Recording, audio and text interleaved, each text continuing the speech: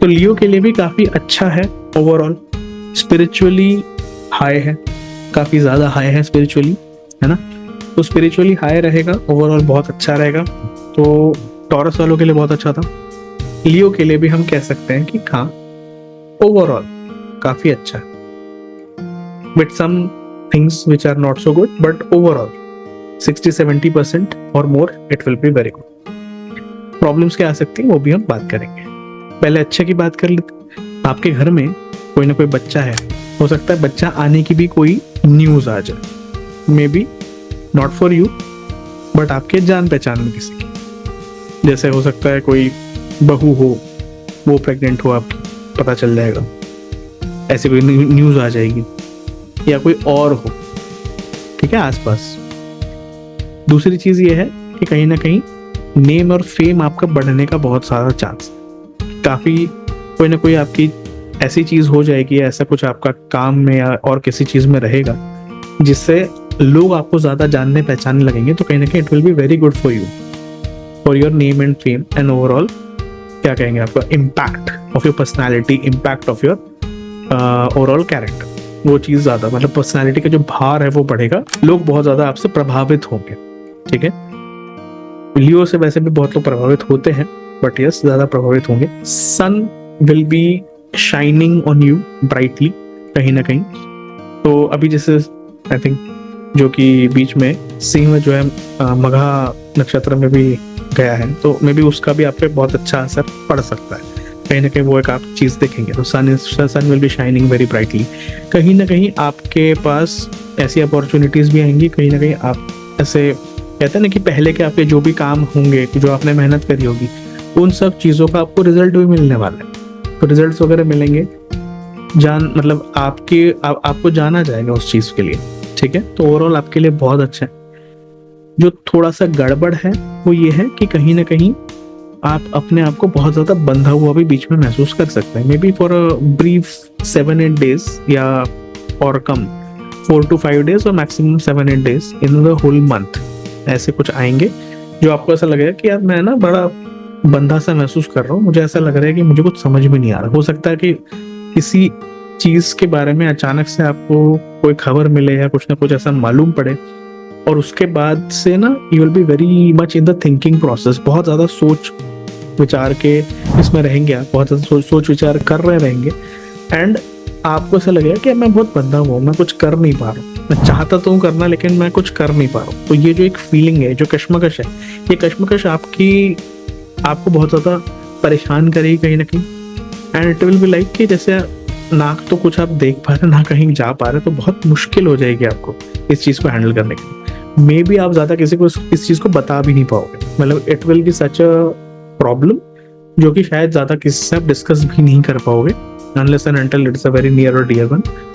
तो overall it will be a bad face, भले ही छोटा सा टाइम के लिए आएगा, 2-4-8 दिन ज्यादा से ज्यादा, लेकिन हाँ ये चीज रहेगी। एक और चीज मैं देख सकता हूँ कि कहीं ना कोई फाइनेंशियल अपॉर्चुनिटी आपके पास आने है, या तो फाइनेंशियल अपॉर्चुनिटी तो करियर अपॉर्चुनिटी कोई ना कोई आपके पास आने वाली है, जो कि आपको या तो आ चुकी होगी या तो आए, ठीक है। मतलब क्योंकि क्या होता है 24-25 तारीख जो होती है अगस्त की, वहां से ही शुरू हो जाता है कुछ ना कुछ जो भी नेक्स्ट मंथ आने वाला होता है। 4-5 दिन पहले से कहीं ना कहीं से वो एक एनर्जीज आने लग जाती है। तो इसलिए मैं कह रहा हूँ कि या तो आ चुकी होगी या तो आने वाली होगी और जल्दी आएगी, तो इसके लिए आपको तैयार रहना है। हो सकता है कोई आई हुई हो सकता है आप ऑलरेडी सोच रहे हो कि हाँ भाई ये अपॉर्चुनिटी आई हुई है, इसका मैं करूँ कैसे, इसको मैं कैसे संभालूंगा। हो सकता है कोई नई पोजीशन, कोई ऐसी रिस्पॉन्सिबिलिटी आपके पास आने वाली है जिसके लिए आप सोच रहे हैं कि आप संभालेंगे कैसे, आप इसमें अपने आप को प्रूव कैसे करेंगे इस चीज को। मतलब होता है ना कि आप सोचने लगते हैं कि भाई क्या करना है, क्या क्या नहीं, कैसे करना है कैसे नहीं। तो ज्यादा सोचने में क्या होता है पता है, अपॉर्चुनिटी फिसल जाती है, कहीं ना कहीं अपॉर्चुनिटी वो ड्रॉप हो जाती या यहाँ वहाँ हो जाती। तो इसीलिए बोलूंगा कि ऐसा काम ना करें, बहुत ज्यादा ना सोचें, फटाफट जो आपको अपॉर्चुनिटी ठीक लगती है गो फॉर, कोशिश करके उससे अपने हाथ से ना गवाएं, क्योंकि अगर वो आप गवा दोगे तो फिर मुश्किल होता है ना कि सोना मिट्टी हो जाता है, तो वैसा हो जाता है, तो वो चीज ना होने दें। सेकेंडली, अगर आपको लगता है कि आपको मदद की जरूरत है तो आप किसी ऐसे व्यक्ति से मदद मांग सकते हैं जो इस तरह के कामकाज किए हुए होगा। हो सकता है कोई नया तरीके या नए चीज़ों में कोई जैसे हो सकता है कि आपके घर में कोई ऐसा व्यक्ति हो या घर या बाहर आसपास ऐसा कोई व्यक्ति हो हु इज़ बिलो 30 एंड मतलब 20 to 30 के रेंज में हो, और उसने कोई ना कोई नया काम कर रहा होगा या नया काम की शुरुआत कर रहा होगा, कुछ नया सोच विचार से काम कर रहा होगा। वो भी बंदा बहुत अच्छा होगा आपको गाइड करने के लिए। कहीं ना कहीं आप उससे जाके पूछ सकते हो, वो आपको बता सकता है कि हाँ क्या करना है कैसे करना है। बिकॉज ये जो नई चीज़ है ना, आजकल नए लोगों को पता है, पुराने लोगों को नहीं पता। तो जहाँ पे मुझे लगेगा कि आपने पुराने लोगों के पास जाना है, मैं बताता हूँ कि आपने किससे जाना या किससे जाके ये चीज़ पूछनी है।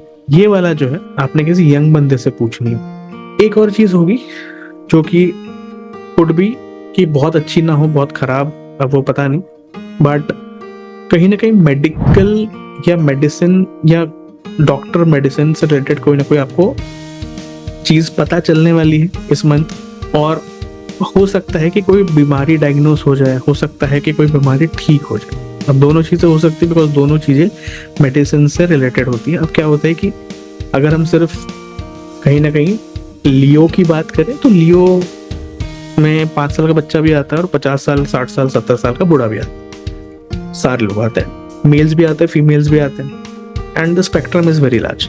तो इतने बड़े स्पेक्ट्रम के लिए बताना थोड़ा मुश्किल होता है, बट फिर भी इसीलिए मैं कुछ ऐसी चीज़ों से आपको बताऊंगा तो सो दैट वो आपको समझ आए कि किस तरह से रिलेट होती हैं चीज़ें। तो या तो आपको कोई ना कोई मेडिकल बीमारी है या है नहीं, जो भी है मतलब है, तो आपको पता चलेगा, ठीक है। मे बी डायग्नोसिस हो जाए, हो सकता है आपने कोई ब्लड सैंपल दिए हो उसकी रिपोर्ट आ जाए, ऐसे कहीं ना कहीं तो आपको मालूम पड़ेगा कुछ। अगर कोई थी पहले से और उसका इलाज नहीं मिल रहा था तो वो हो सकता है कि इलाज उसका मिल जाए, या कहीं ना कोई ठोस चीज ऐसी मिल जाए जो आपको पता चले कि हाँ भाई कहीं ना कहीं आपको हेल्प करेगा आप उस पर्टिकुलर पोजीशन से आगे बढ़ने के लिए, ठीक है। दूसरी चीज, कहीं ना कहीं आपको इमोशनली थोड़ा सा ये चैलेंजिंग लग सकता है। जो टाइम है ये इमोशनली थोड़ा सा चैलेंजिंग आपको लग सकता है। कहीं ना कहीं एक सितंबर का एक पार्ट तो आपका बहुत ही एनर्जेटिक जाएगा, और ये दूसरा वाला जो पार्ट है सितंबर का 8-10 दिन 15 दिन, ये थोड़े से आपके ऐसे जाने वाले हैं कि नॉट सो ग्रेट। और हो सकता है कि आप ज्यादा टेंशन लें, ज्यादा सोचें, है ना। मैंने बोला था ना कि ऐसा आपको फील होगा जैसे आप बंद गए हैं, आप नहीं समझ पा रहे हैं आप क्या करें क्या नहीं। तो ये चीज हेल्थ से रिलेटेड भी हो सकती है। और इसके साथ में अगर मैं आपको थोड़ा सा और डिटेल की बात करूं तो कोई भी जो जैसा होता है ना कि इंसान को जितनी बीमारी नहीं होती, जितना वो फिजिकली परेशान नहीं होता, उससे कहीं ज्यादा मेंटली परेशान होता है। तो मेंटली परेशान होने से बचना है। आपने ज्यादा मेंटली परेशान नहीं होना। हो सकता है बहुत सारे थॉट्स आ रहे होंगे आपको, हो सकता है बहुत एंग्जाइटी एंशियसनेस आपको लग रहा हो, डिप्रेशन सा लग रहा हो, आपको लग रहा हो कि भाई मैं पता नहीं क्या करूं, मुझे कुछ समझ नहीं आ रहा। हो सकता है गुस्सा तो बहुत आ रहा हो लेकिन करना क्या यही नहीं पता। तो ये सारी जो सिचुएशंस होंगी इनसे आपको थोड़ा सा बचना है, ठीक है। हो सकता है कि कोई पुरानी क्रॉनिक चीज हो वो फिर से लौट के आ जाए। तो पुरानी क्रॉनिक चीजों के साथ भी अगर कुछ हो तो थोड़ा सा आपने ना अपने आप को थोड़ा संभाल के चलो। कुछ भी हो रहा हो मान के चलो कि एक फेज है थोड़े टाइम के लिए और ये निकल जाएगा, क्योंकि फिर नया महीना है, कुछ ना कुछ नया चीज आएगा। तो पॉजिटिव रहिए, ये एंड ऑफ द डे मैं आपको बताऊंगा। बाकी मैंने मनी, हेल्थ और रिलेशनशिप वाइज तो आपको बता ही दिया। रिलेशनशिप के लिए बहुत ज्यादा तो है नहीं कार्ड्स में, लेकिन मतलब रिलेशनशिप वाइज आपको लग सकता है कि थोड़ा सा ना चीजें वर्कआउट नहीं कर रही हैं, या आपको लगेगा कि यार ये नहीं हो रहा है ठीक से। हो सकता है आपका ईगो बढ़ा हुआ हो और इस वजह से आपके रिलेशनशिप में आपको ऐसा लगेगा कि चीजें वर्कआउट नहीं कर रही। तो आपको थोड़ा सा ध्यान दें, थोड़ा सा ईगो वगैरह थोड़ा साइड में रखो। खासकर रिलेशनशिप में ईगो का कोई काम नहीं होता, और गलत जगह ईगो रखेंगे तो बहुत मुश्किल होती है। बहुत बड़े बड़े प्रॉब्लम्स ईगो की वजह से आते हैं। तो वो चीज़ है। बाकी मनी वाइज मैंने आपको बताया कि अपॉर्चुनिटी आने वाली है या आ चुकी होगी। Don't waste it, don't waste too much of time thinking about it, okay. तो कमेंट्स में ज़रूर बताइएगा कि आपने क्या समझा, क्या देखा, क्या आपको लगा कि हाँ ये पर्टिकुलरली बढ़िया चीज़ थी, या ये बिल्कुल ज़्यादा मतलब रेजोनेट किया है, या आपको लगा था कि कुछ और मुझे सुनना था। Maybe about some health, relationship, whatever, किसके बारे में ज़्यादा जानना है, तो वो आप कमेंट में लिख सकते हैं कि हमने क्या जाना, सो दैट इस बार नहीं तो नेक्स्ट बार में कहीं ना कहीं मैं वो चीज़ें मैं इंक्लूड करूँगा, सो दैट आपको पता चलेगा और आप अपनी लाइफ के बारे में और ज़्यादा अच्छे तरीके से और ज़्यादा डिटेल में जान पाएंगे और आपको कहीं ना कहीं मैं हेल्प कर पाऊँ. That is what my intention is. Okay, thanks a lot, see you.